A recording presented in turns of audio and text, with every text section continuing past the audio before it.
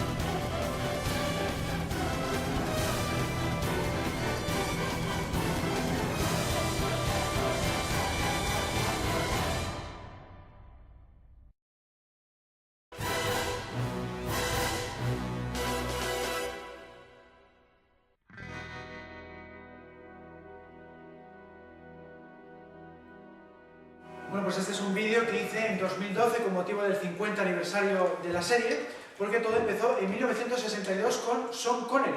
Era un actor en aquel entonces desconocido y este es su primer gran papel y de hecho siempre se le ha dicho que es el papel más reconocible de toda su carrera. Y bueno, ya en la primera película, Agente 007 contra el Dr. No, ya estaban prácticamente todos los elementos clásicos que ha tenido la saga en esas 23 películas, ¿no? Aquí ya tenemos, por ejemplo, la famosa presentación del personaje, me llamo Bond, James Bond, ya aparece aquí, que es una de las frases más famosas de la historia del cine, ha sido galardonada con premios dentro de las frases más famosas. Tenemos también el famoso gun barrel, que es la presentación en la que dispara a la cámara que está metida dentro de un cañón de una pistola y luego cae la sangre, eso ya estaba aquí en la primera película. La clásica secuencia de títulos de crédito, que aparecen una serie de siluetas bailando, pues ya la tenemos aquí. Y una serie de elementos que son indispensables en todas las películas. Las chicas Bond aparecen varias y la más famosa de ellas es Ursula Andress, que se hizo muy famosa en esta película por llevar este bikini blanco, que en los años 60 fue algo muy llamativo. Es una película que destacó tanto en violencia como en sexo respecto a otras películas de la misma época. Los villanos siempre tienen unas características similares, suelen ser muy ambiciosos, quieren dominar el mundo, no se conforman con poca cosa y suelen tener algún tipo de defecto físico. En ese caso el Dr. No pues tenía, por ejemplo, manos robóticas porque había trabajado con energía nuclear. Ese es un poco el perfil clásico de villano Bond. ¿Qué más tenemos en esta saga? El famoso James Bond theme, que es el tema del personaje que habéis escuchado en el vídeo anterior, ¿no? La canción del personaje está en todas las películas, pero con ligeras variaciones, unas veces más electrónico, otras veces más orquestal, pero siempre está ahí y es también uno de los temas más conocidos de la historia del cine, ¿no? Tiene su propia fama y sus propios galardones. Y bueno, ¿qué es lo que define a la etapa concreta de Sean Connery, esas 6 películas que hizo de la serie oficial? Pues sobre todo que es un James Bond bastante duro, es un James Bond machista, políticamente incorrecto, un James Bond que fuma y bebe bastante y por tanto, como tiene estas características, se parece mucho al James Bond de las novelas. Las novelas empezaron en los años 50 y realmente tenían ese espía bastante duro y bastante políticamente incorrecto, ¿no? Esas son sus características sobre todo de las 6 películas que hizo. Pero ¿qué es lo que diferencia respecto a las novelas? Que a partir de la tercera película sobre todo empezó a aumentar los gadgets.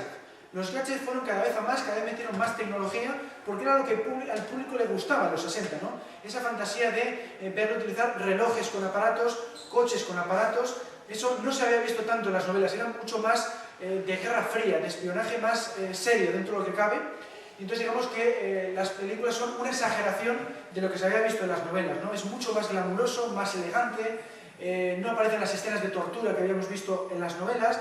Esas son un poco las diferencias que se presentan en esas 6 películas de James Bond de Sean Connery. Y bueno, pues gracias a que tuvieron muchísimo éxito, se siguieron haciendo más y ha dado lugar a la franquicia que hoy conocemos, porque triunfaron primero con Sean Connery.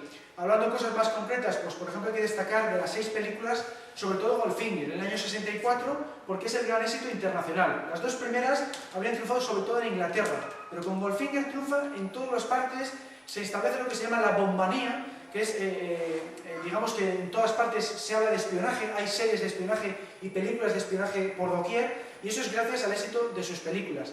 Entonces, esa es un poco la etapa de Sean Connery, y lo que pasa es que después de la 5ª película lo abandonó porque estaba harto del agobio de la prensa y dio lugar a un relevo, que es el relevo que vamos a hablar ahora, que fue George Lazenby, y luego bueno, hizo una última película en el año 71, que fue Diamantes para la Eternidad, que era una película mucho más cómica y más alejada del estilo que la había caracterizado en esas 5 primeras, ¿no? Entonces eso es un poco la etapa de Sean Connery, ¿no? Sobre todo un personaje políticamente incorrecto, relativamente fiel a las novelas y con mucha fantasía. Entonces vamos a hablar ahora, después de haber comentado sobre Sean Connery, cómo fue la etapa de George Lazenby. Pablo, háblanos un poco de esa película que hizo este modelo australiano. Pues aquí tenemos al James Bond más desconocido de todos, porque solamente interpretó una película. Para mí es una película bastante buena porque se basa muchísimo en el libro. Estamos hablando ya del ocaso del agente secreto del servicio de su majestad, porque estamos hablando de una de las películas, de una de las novelas finales que escribió Ian Fleming. Y aquí estamos pues ante un Bond que va en busca de Blofeld, que aquí le vemos, interpretado por Telly Savalas. Aquí tenemos a la chica Bond, y bueno, como decía antes, va en busca de Blofeld, porque es archienemigo. Es archienemigo, porque ya llevamos en las películas anteriores, ya se va viendo que, en fin, que va por él y no consigue acabar con él. Entonces el MI6 no confía ya más en Bond, le aparta un poco y va en solitario a por él. Para ello se alía con su futuro suegro, y consigue llegar a la guarida que tiene Blofeld en los Alpes austriacos, y allí pues se infiltra, pero como le ocurre siempre en las películas, el villano acaba descubriendo el plan de Bond y la acaba apresando. Para ello pues tras una serie de arduas peleas y tal, consigue zafarse del villano, zafarse del lugar que le tiene apresado, y aquí vemos con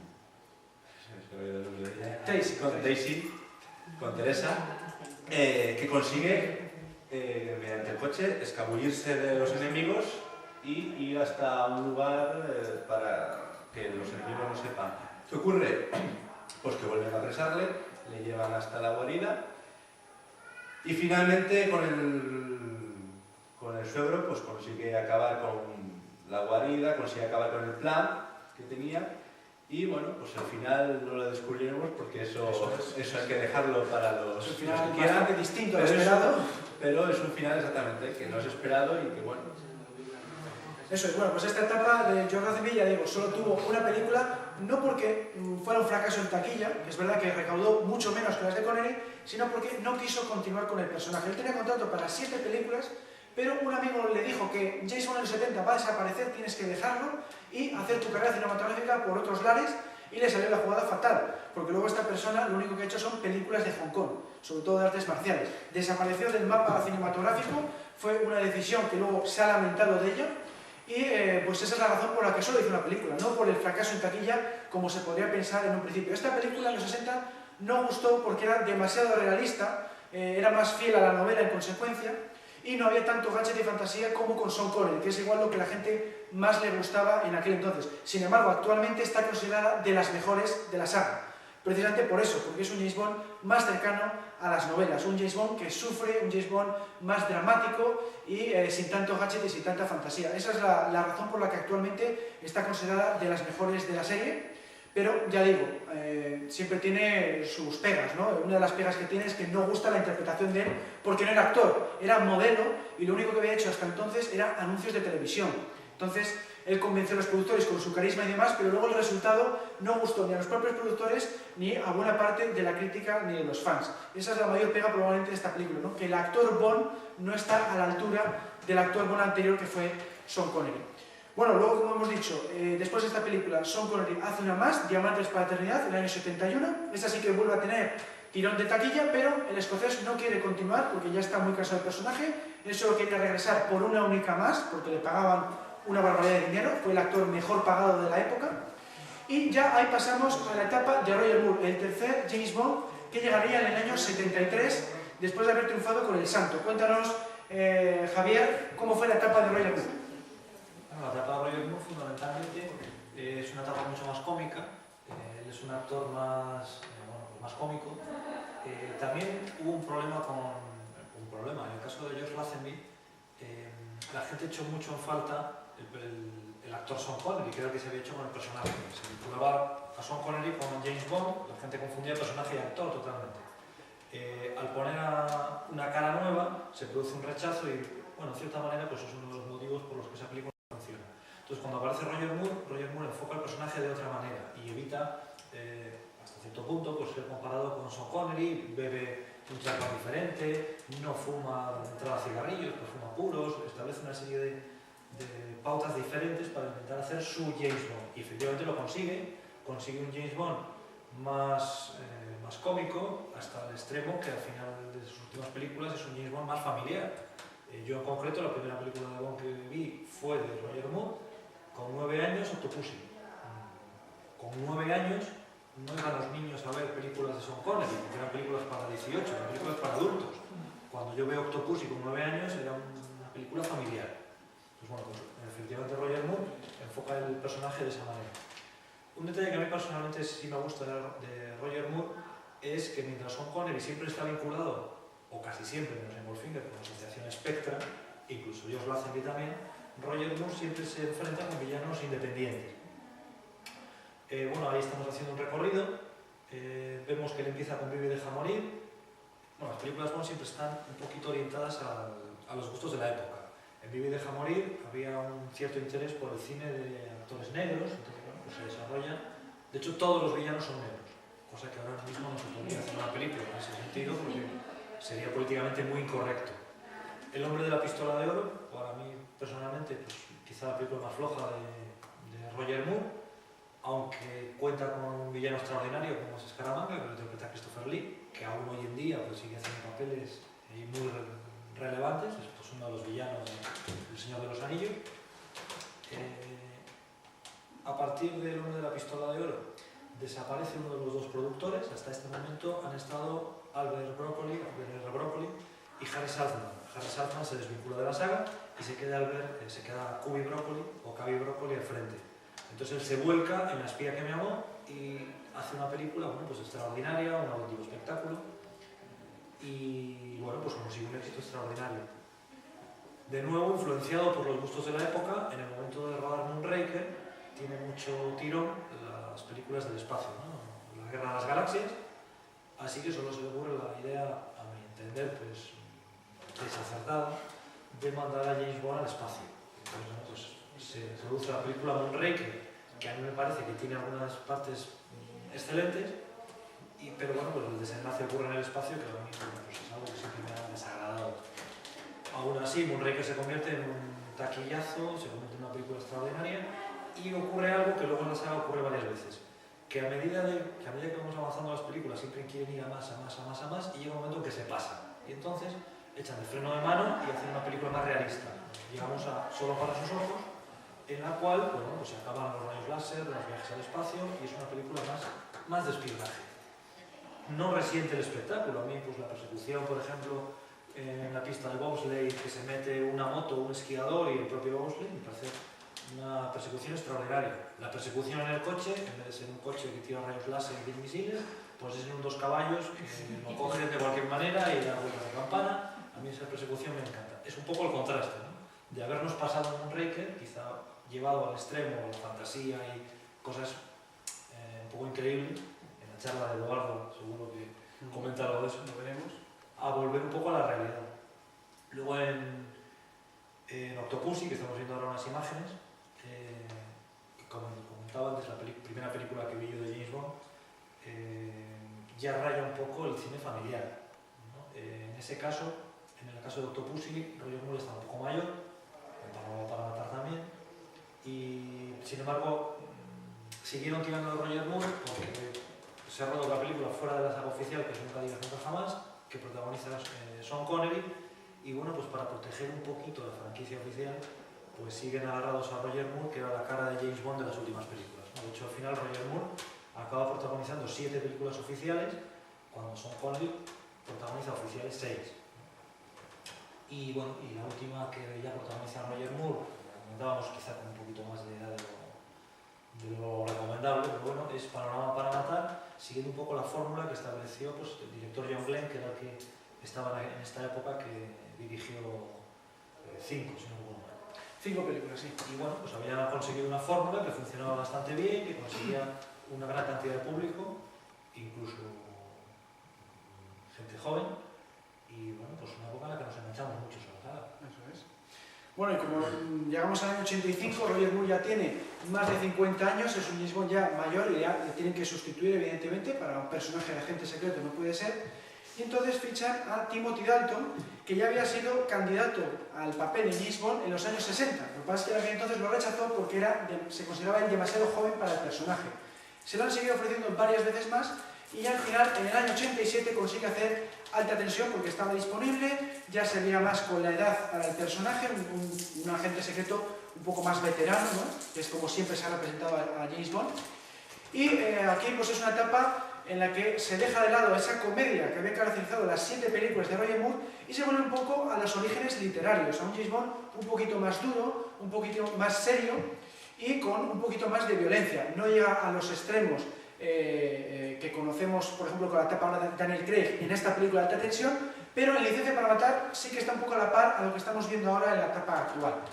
Entonces, bueno, esta persona solo hizo 2 películas, no porque la segunda fuera un fracaso en taquilla, que también es verdad que tuvo un descenso notable en taquilla, sino porque hubo un problema judicial externo a lo que es la franquicia, y es que querían vender las películas de James Bond muy baratas a las cadenas de televisión de todo el mundo. Entonces, Cavi Broccoli, el productor, llevó esto a juicio y la saga quedó parada durante 6 años. Por esa razón hubo película entre el año 89 y el año 95. Y por eso Timothy Dalton, que iba a haber hecho la tercera película que estaba a punto de empezar a rodarse cuando ocurrió este juicio, pues se quedó sin hacer esa tercera. Solamente hizo 2, Alta Tensión, que es la que estáis viendo ahora, y Licencia para matar. Alta Tensión es una película más de espionaje, un poquitín más de Guerra Fría, porque el villano pretende que el servicio secreto inglés se enfrente contra el servicio secreto ruso, y al mismo tiempo también tiene una trama de narcotráfico, que es lo que más de moda estaba en la segunda mitad de los años 80. De hecho, Timothy Dalton en las 2 películas se enfrenta a narcotraficantes. Es una película que tiene espionaje, pero también tiene esa parte de narcotraficante. Bueno, pues en Alta Tensión lo que vamos a ver es una mezcla de escenas de acción un poquito más realistas con la misma fantasía que habíamos visto en los años anteriores. Sigue habiendo gadgets, hay por ejemplo un llavero explosivo, vuelve a haber un Aston Martin con gadget. En fin, es una película más parecida a lo que estábamos acostumbrados en la etapa de Sean Connery, más que la de Roger Moore, y pues gustó, tuvo un buen éxito de taquilla, una buena acogida, porque era una mezcla bastante idónea, ¿no? Y la gente ya está un poco cansada de tanta comedia en esas 7 películas de Roger Moore. Sin embargo, en Licencia para matar, la segunda película, se pasaron un poco con la violencia. Aquí vemos incluso mutilaciones, algo que hacía años que no se veía, incluso supera a la violencia que habíamos visto en Sean Connery, y eso pues no debió gustar tanto porque el público no fue tanto a las salas. Tampoco gustó que Dalton fuera, digamos, como para saciar su venganza personal, se aleja del servicio secreto, aquí va por libre. Y entonces, claro, tiene una serie de novedades que en la época no acojaron. Igual si esta película se hubiera hecho ahora, sí que hubiera triunfado, porque con Craig lo estamos viendo que sí que está triunfando, ¿no? Pero en el año 89, alejarse tanto de lo que se estaba haciendo en los años anteriores, pues no gustó demasiado, y aparte que es que se estrenó el mismo verano que grandes películas como Indiana Jones 3 o la primera película de Batman. Entonces hubo mucha competencia en el mismo verano y eso también pudo influir en el descenso de la taquilla. En cualquier caso, pues Timothy Dalton está bien considerado entre los fans porque se parece mucho al James Bond literario. Es un Bond más políticamente incorrecto que Roger Moore, un poquito más duro, hay un poco más de seriedad, y eso gustó en general. Lo que no gustó fue un poco la trama de Licencia para matar, por lo que he dicho antes, ¿no? Porque había mucha más violencia y iba James Bond por libre a saciar su venganza.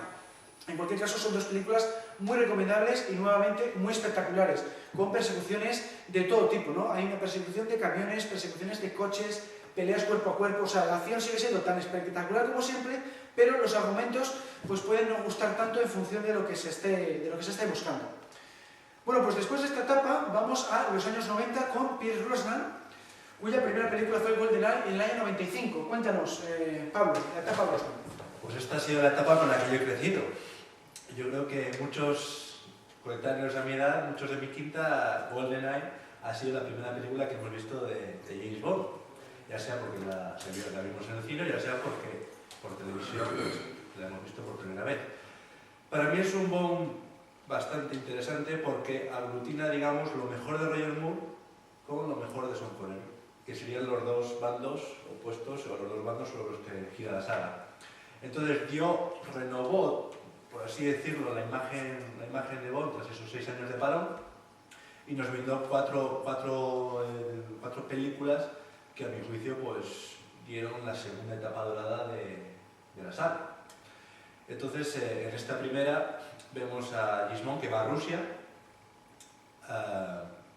y allí pues ocurre una serie de tramas que llevan a esta escena, que es una escena que ha sido muy comentada, ya sea en el foro, en el propio foro, y que viene a ser pues eso de la espectacularidad con la que vuelve este Bond. También la vemos en la siguiente etapa, en la siguiente película, un poquito, digamos, que conociendo lo que le ha ocurrido anterior, tiene un producto más sólido y que gustó a mucha más gente. Yo me considero de los que les gusta más GoldenEye, pero bueno, hay gente también que esta la considera más 007, más hecha al gusto de Pierce Brosnan, porque GoldenEye, eso corregirme, estaba un poquito también pensada para Timothy Dalton, por si aceptaba el papel en el 94, y digamos que esta es la primera que está 100% hecha para Pierce Brosnan. Es la primera en la cual entran nuevos vehículos, como puede ser BMW, y para mí tiene unos villanos mejor valorados para mi gusto, porque no estamos hablando del mítico villano que quiere acabar con el mundo, sino que tiene un fin, que es aglutinar todos los medios de comunicación y con eso pues actuar. La siguiente es El mundo nunca es suficiente. Para mí es digamos la segunda película que más me gusta del personaje. Aquí ya vemos a Pierce Brosnan muy cómodo con el papel. Yo incluso diría que es donde mejor físicamente está. Y tenemos el teaser, que es el más largo de toda la saga. Tenemos un teaser que en fin, está hecho en el Támesis y dura 20 y pico minutos, donde vemos que está en Bilbao, o sea, en España, para acabar en Inglaterra. Y como vemos, en vez de usar el Aston Martin, vuelve otra vez a usar el BMW, y la verdad es que vuelve a tener escenas de esquí, que es algo que demandamos en la saga, que vuelvan otra vez, porque es algo muy típico del Bond literario. Tenemos aquí la chica Bond, que es Electra, que es una chica Bond que a mí me gusta muchísimo porque no te da a entender que es algo, pero finalmente parece ser que no es lo que se piensa, entonces es algo que vuelve muchísimo a la trama de la película. Y ya finalmente tenemos aquí como un otro día, que fue la última que hizo Pierce Brosnan.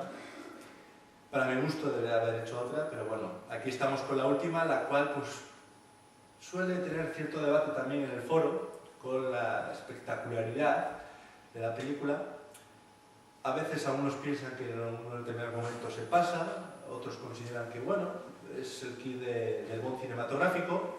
Vemos por ejemplo aquí el Bond invisible, aunque aquí le llamamos visible, pero bueno, yo considero que es una película que homenajea el 40 aniversario de la saga, entonces podemos ver en ella ciertos aspectos de las anteriores, y en ella pues vemos esta que para mí es una de las mejores escenas de acción, digamos, de toda la saga, que es la lucha entre dos coches, porque siempre hemos visto a Bond que lleva su coche con gadgets, pero se enfrenta contra villanos que no tienen gadgets, pero aquí estamos hablando de Bond que lleva gadgets en el coche, los más espectaculares hasta el momento, junto con otro que es Zao, que también lleva en su coche gadgets. Entonces vemos ahí un cúmulo de yo te lanzo este, tú me lanzas el otro, así que no sabemos cómo acabará.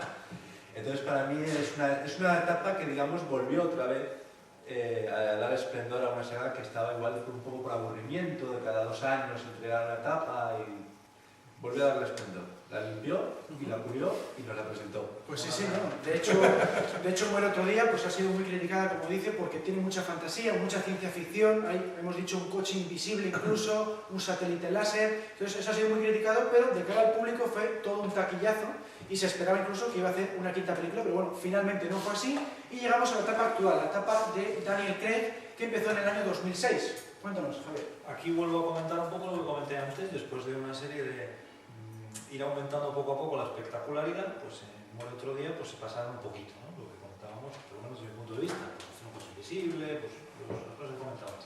Y entonces, pues de nuevo, echan freno de mano y vuelven a hacer una película más realista. Esto además coincide con la recuperación de un tema legal, con lo cual ahora ya pueden rodar la película Casino Royale, que estaban disponiendo los derechos, y además coincide con un cambio de actor. Un hecho bastante significativo porque en el momento que así como Pierce Brosnan cuando se anuncia, pues algunos lo recordaréis, era un poco como la elección cantada, todo el mundo esperaba así va a ser el de Remington Steele, al que le pega tanto el papel de James Bond. En este momento tampoco hay un candidato evidente y bueno, cuando sale Daniel Craig, pues mucha gente se queda muy sorprendida, pues bueno, un tipo en principio con un aspecto muy distinto pues de Roger Moore, de Pierce Brosnan, que quizá eran más estilizados, ¿no? Y aparece un personaje pues más rudo, con un aspecto más rubio, un aspecto que no estábamos acostumbrados. Entonces hay mucha expectación ante esta película, de hecho hay gente que incluso se pone visceralmente en contra sin haberse estrenado la película, con foros de Craig no es Bond y cosas así, pero bueno, finalmente la película cumple expectativas, es un éxito, es una película mucho más vinculada con la historia del libro, con la novela, es un Bond que sufre, es un Bond que se enamora, es un Bond que le cogen, es un Bond que le torturan. En el libro sale pues una tortura que bueno, pues, la verdad es que en la película aciertan un poquito cómo la enfocan, porque si llega a ser como en el libro, pues igual hubiera sido una cosa un poco más, no sé, escabrosa. Ahí lo dejo abierto para quien quiera, pues que lean las novelas o investigue el tema.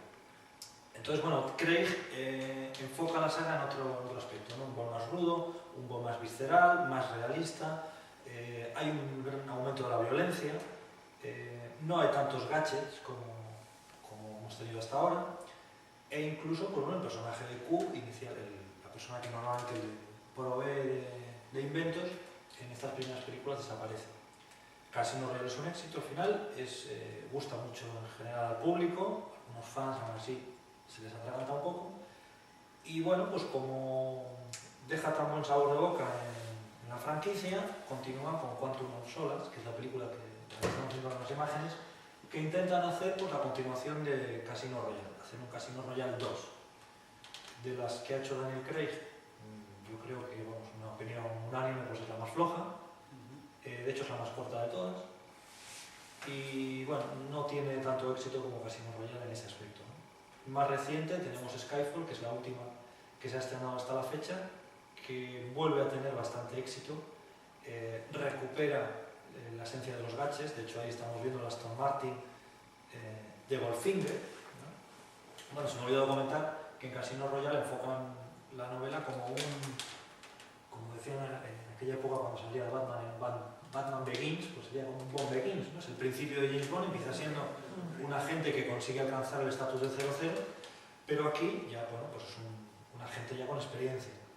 A mí personalmente Skyfall me gustó mucho, cuenta con la participación de un actor español en el papel del villano, con Javier Bardem, que la verdad es que hace un papel extraordinario, y bueno, pues es una película que garantiza la continuidad de la saga, no sé hasta cuándo, yo en principio sí, quiero pensar que la saga continuará indefinidamente para siempre, ya veremos.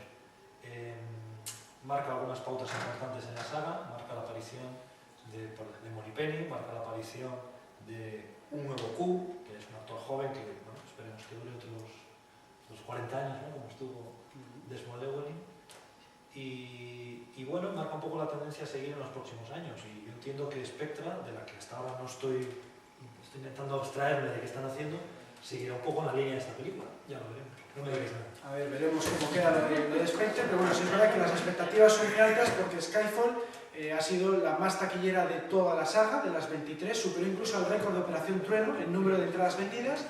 Encima Skyfall ha tenido también nominaciones al Oscar, se ha ganado también alguno, la canción, ha tenido mucha repercusión. Entonces, como el mismo equipo prácticamente está haciendo Spectre, que se va a estrenar el 6 de noviembre, pues las expectativas son muy altas, porque es un equipo muy bueno, con el director que ha ganado Oscar, con el Daniel Craig que está en forma. Entonces, en principio, hay muy buenas expectativas para Spectre. Bueno, con esto hemos terminado la charla. Recordamos que estamos en www.archivo07.com. Tenemos un foro que está en www.archivo07.com/foros y estamos en estas 6 redes sociales, en Facebook, Twitter, Google+, YouTube, Instagram y LinkedIn. Y nada, pues tenemos también el Club Archivo 07, en el que ya habéis visto las ventajas de ser socios. Si alguno quiere apuntarse, tenemos aquí hojas de suscripción. También es posible apuntarse desde la propia página, en ese lateral derecho que hemos visto antes, porque hay opción de transferencia bancaria o de pago por PayPal. Y nada, pues eso es lo que vamos a intentar, seguir haciendo eventos de todo tipo, tanto nuestros como participando en otros organizados por otros organismos o otras asociaciones. Entonces, pues nada, espero que os haya gustado esta charla y gracias por escuchar. Bien.